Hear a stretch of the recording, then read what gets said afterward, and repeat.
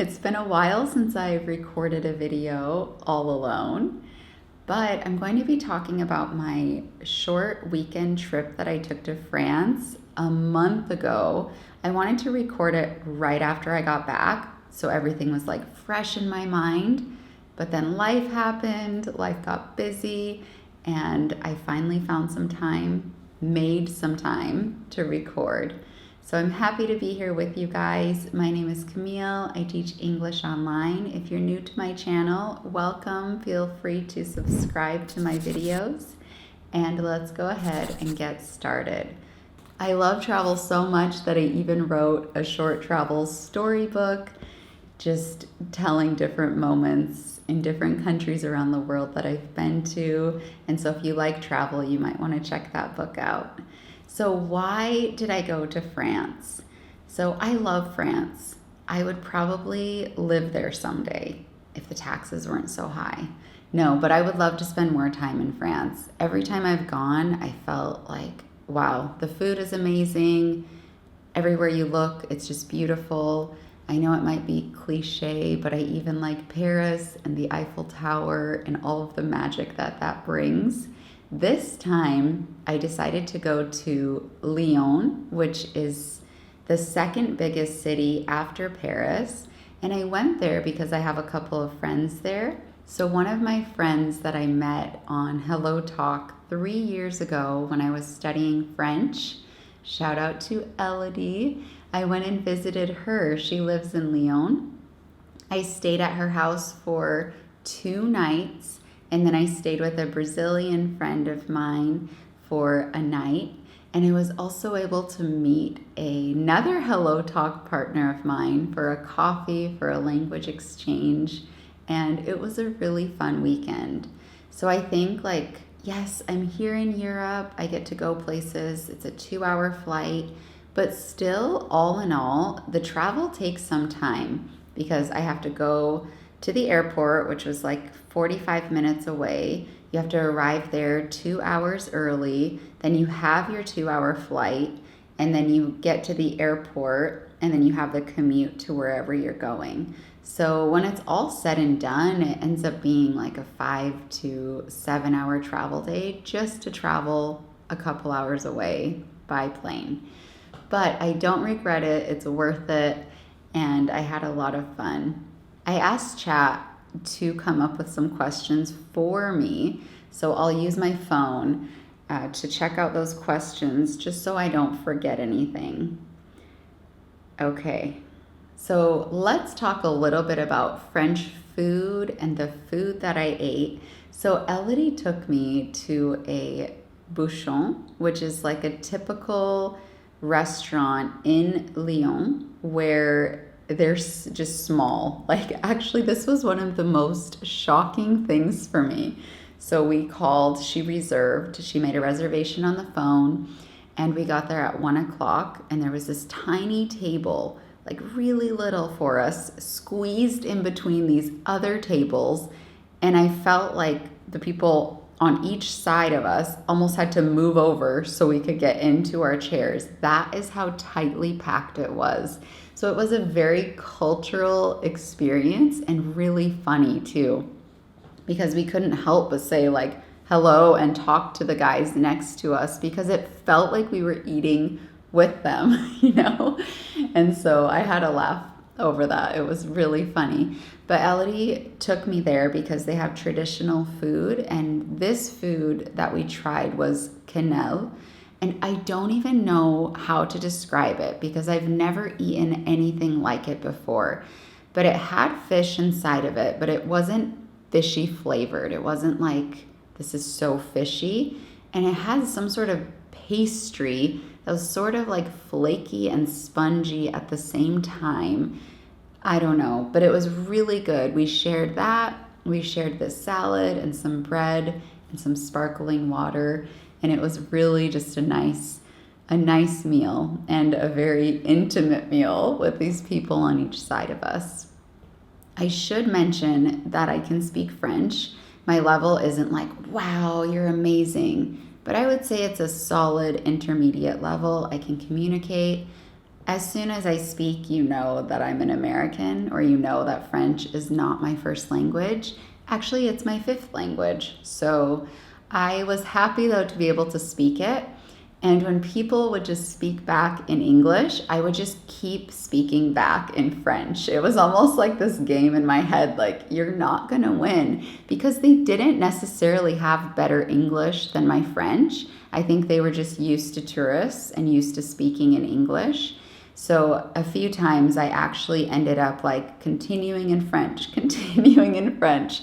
And then the person on the other end realized, oh, actually she can speak French. And they switched finally. It happened twice where they would switch and they would speak to me in French. But sometimes they would carry the whole conversation from the beginning. If I spoke French, they would respond in French. So that was cool. I think French is beautiful. It's such a beautiful language.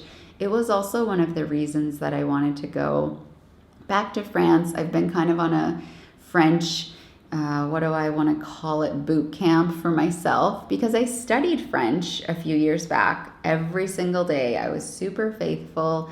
So I studied French for 2 years, but then I stopped when I started learning Turkish. And I would try to study every now and then or have phone calls, but I definitely forgot a lot of my French.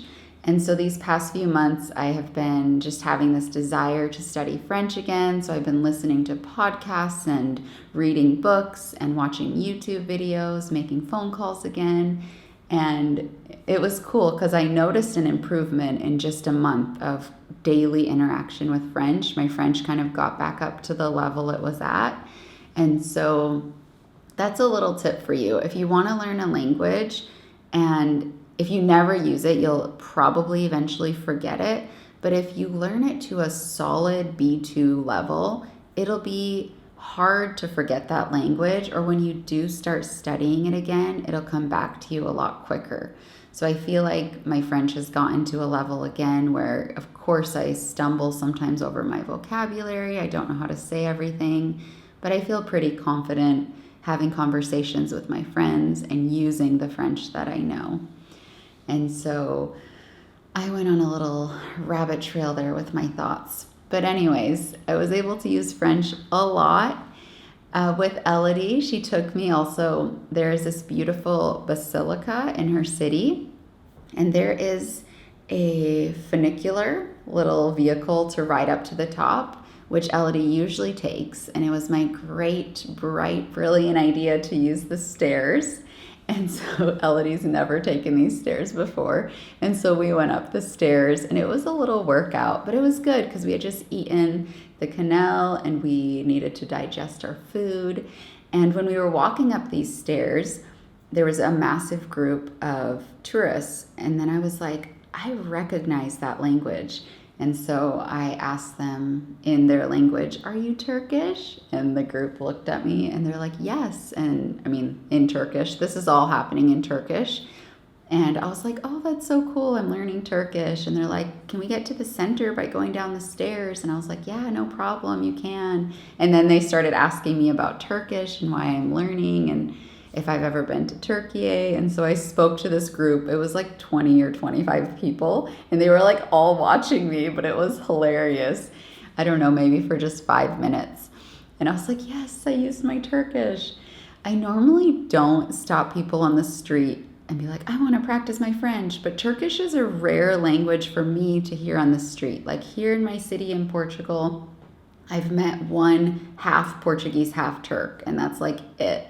And so I wanted to take advantage and practice a little Turkish. Plus, they're always really pleasantly surprised, and it's just fun.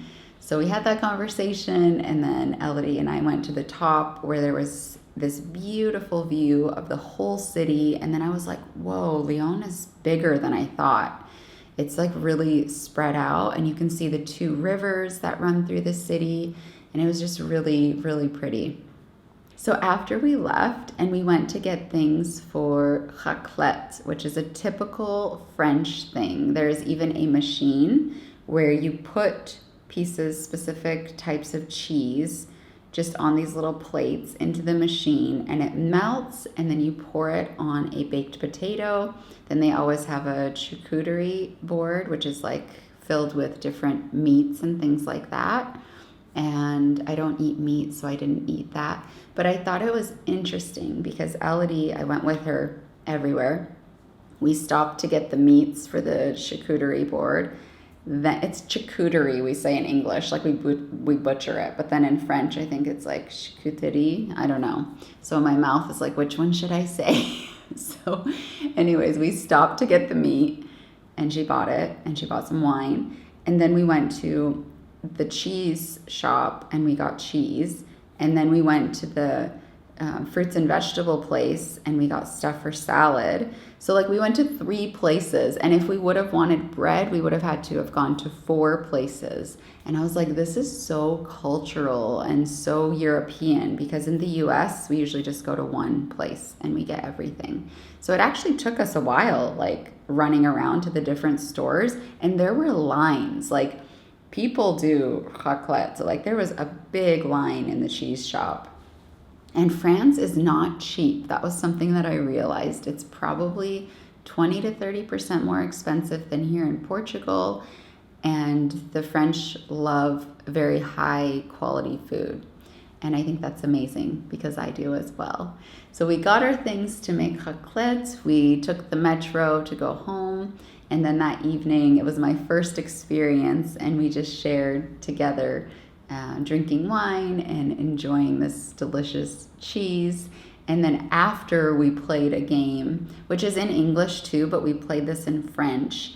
And right now, of course, when I'm recording, it's escaping my mind. But it's a game where you have to come up, there's like these little cards, and there's questions on the cards, cultural questions.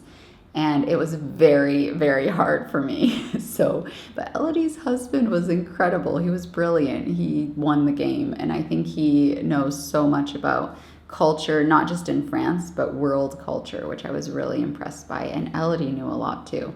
I was like, you guys, I feel stupid next to you guys. You know so much. But anyways, that was fun. The next day I had quite a bit of alone time. I went out, so this would have been on a Saturday.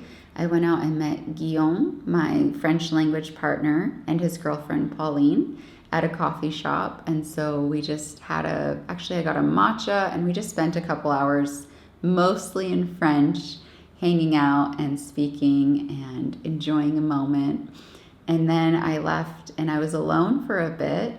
And I was like, what am I going to do? And so I wandered around and walked through the old town, which is really cute. There's a lot of little shops and restaurants. It's very historical and just beautiful. And then I was seeing, there's like a boat tour with the river. And I saw it leaves in 1 minute. So I jumped on the boat. Well, I paid for my ticket, and then I ran to the boat. And I took a little boat tour, which was both in French and in English. And it was about an hour tour. And luckily the sun was shining because it was really, really cold. But it was a really beautiful experience, and I was able to learn more about the history of the city. And then that day I also did some shopping. There's so much shopping in France and in Lyon. I bought little souvenirs for my family. I don't know if you know that book, The Little Prince. I read it in French and Italian, but like the birthplace of it is in Lyon. So there are a lot of shops. So I bought a little magnet for our fridge with the Little Prince. Actually, Elodie, she bought it for me. She was so sweet. And yeah, we got soap. Of course, Marseille is really well known for their soap. And I got specialty coffee and things to just take home for my kids. And then I met up with my Brazilian friend. So we had dinner together. It was really fun because she speaks Spanish and Portuguese and French and English like me. And so somehow throughout the course of the night, we ended up speaking all 4 of those languages and just switching. And I was like, this is what I love about speaking with people that can speak a lot of languages. Like, it doesn't matter even if you make mistakes or say words from the other languages, because they understand, because they're in the same boat. So that was a lot of fun. So I had a lot of fun with Nicole, and we ate some Moroccan food, and then went back to her place, and I took a very long bath, which was incredible. I don't have a bathtub here in Portugal. It's like one thing that I miss, from America. In America, everyone has a bathtub in their house. Like we have two. It's just normal. It's what there is. But here in Portugal, you can find them, but our house doesn't have one. So that was a treat. That was really nice. And then Sunday was my last day. And if I would go back to Lyon, I think I would go during the week and leave like on Saturday, because a lot of things are closed on Sunday. And I didn't know this. So I did end up walking through this marketplace, this open air market. I got some more Moroccan food. I really like Moroccan food. It's good. And yeah, I just checked everything out. I didn't really buy anything because it was fruit and vegetables. And yeah, I was leaving that day. But just to pass some time and to do something, walked around on the streets. And I went into a bookshop and I bought a few books in French because I love reading. And I even bought a French Bible, which was really fun. I didn't have a French Bible, and I've been reading it, and it's been really fun. So a great way to learn a language is if you have a book in English and then you buy it in that language, or in your language and you buy it in the language you're learning, then you have the translation there and it's easier. So I have the Bible in both French and English. And so then yeah, I went to a cafe. I had to buy some croissants, we say in English, to bring home to my kids because they know how good they are in France. And so that's what they asked for too. And I wanted to get them fresh, a few hours before going home. So I did that. And then I packed up, and Nicole's husband took me to the airport, and I was like, my trip is over. Like weekend trips are kind of like a whirlwind, but they're also so rich and so packed with activities and things. And so I'm really thankful for having spent those 3 days in Lyon. I definitely would go back.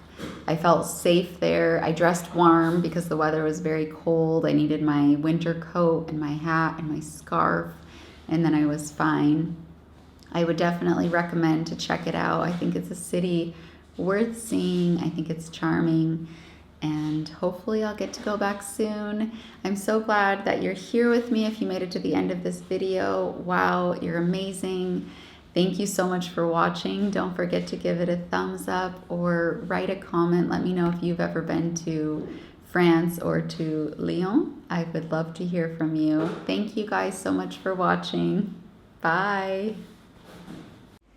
By the way, improve your English with my 77 real-life English dialogues book, available using the link in my bio or on Amazon.